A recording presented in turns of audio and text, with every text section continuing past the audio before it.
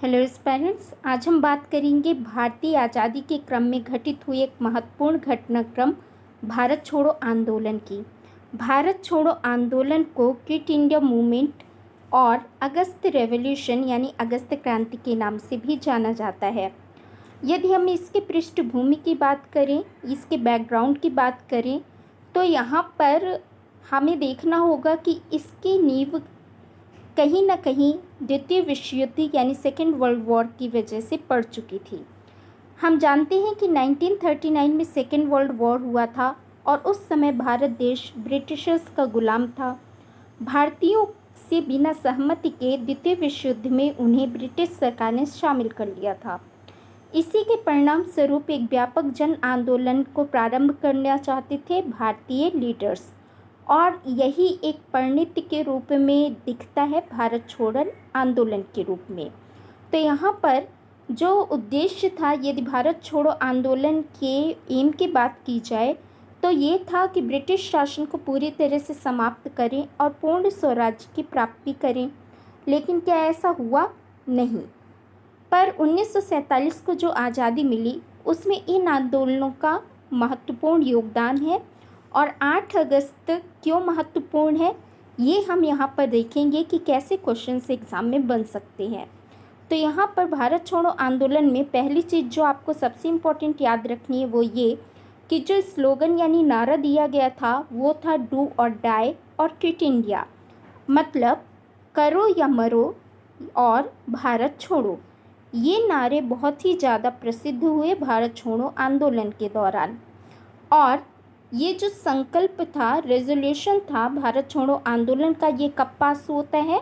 ये 8 अगस्त 1942 को ग्वालियर टैंक बॉम्बे से पास कर दिया जाता है और अगले ही दिन भारत छोड़ो आंदोलन की शुरुआत हो जाती है, यानी कि 9 अगस्त 1942 को। तो यहाँ पर यदि क्वेश्चन में स्टार्टेड पूछा जाए, शुरुआत पूछा जाए, तो आप 9 अगस्त 1942 करेंगे। और यदि रेजोल्यूशन पास करने की बात की जाए तो आप 8 अगस्त 1942 को भारत छोड़ो आंदोलन का संकल्प पारित हुआ, इसे आप एग्ज़ाम में बताएंगे। और यहाँ पर 9 अगस्त को ऑपरेशन जीरो आर भी शुरुआत कर दी गई थी। पर मेनली याद रखना है कि 8 अगस्त के पहले 14 जुलाई 1942 को भी कांग्रेस कार्य समिति ने वर्धा बैठक में भारत छोड़ो आंदोलन को प्रस्तावित किया था। उसके बाद दोबारा बैठक हुई थी और आगे चल कर के 8 अगस्त 1942 को भारत छोड़ो आंदोलन की नींव पड़ी। यहाँ पर ऑपरेशन जीरो आर से क्या मतलब है? इसका मतलब है कि जो बड़े लीडर्स थे भारत देश के, उनको जेलों में बंद कर दिया गया। यानी कि एक क्वेश्चन आता है कि ये जो भारत छोड़ो आंदोलन है, क्या ये स्पॉन्टेनियस था? तो हाँ, ये स्वतः स्फूर्त आंदोलन था, यानी स्पॉन्टेनियस आंदोलन के रूप में जाना जा सकता है। इस समय सभी बड़े नेता जो थे वो जेलों में बंद थे और एक जन समूह जो था, जन सैलाब जो था, वो सड़कों पे उतर करके इस आंदोलन को रूपरेखा को तैयार कर रहा था। अब बाकी जो जैसे महात्मा गांधी हुए, बाकी बड़े नेता तो जेल में बंद थे, लेकिन कुछ नेता जो थे वो अंडरग्राउंड होकर के इस आंदोलन का संचालन कर रहे थे, जिसमें महत्वपूर्ण नाम है डॉक्टर राम मनोहर लोहिया और अन्ना आसफ अली, क्योंकि इन दो नेताओं ने खासकर जो रेडियो प्रोग्राम है उसको अंडरग्राउंड रह करके संचालित किया था। इसके अलावा जयप्रकाश नारायण की बात कर ली जाए और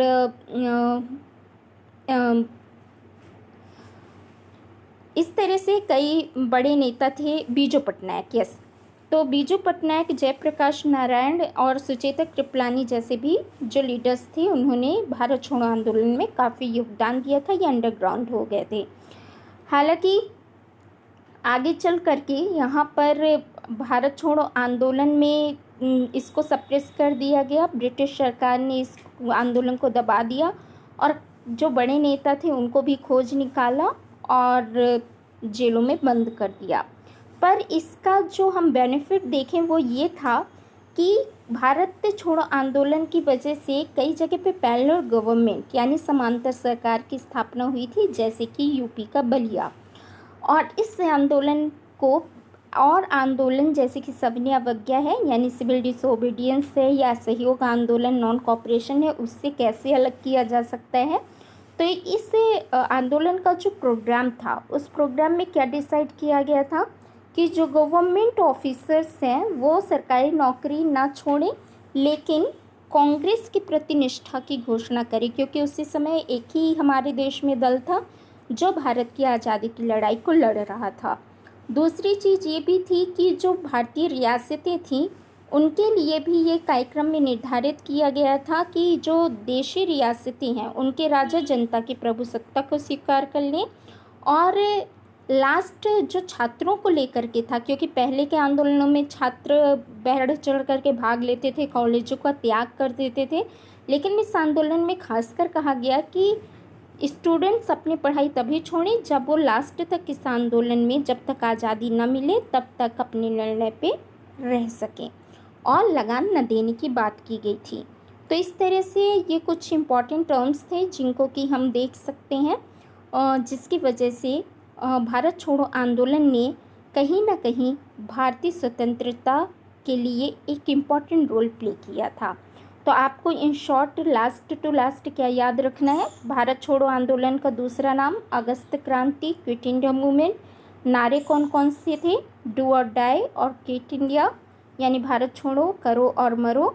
और रेजोल्यूशन कब पास हुआ था फाइनली, 8 अगस्त 1942 को ग्वालियर टैंक बॉम्बे से। और ये आंदोलन कब स्टार्ट हुआ था, तो शुरुआत हुई थी 9 अगस्त 1942 से।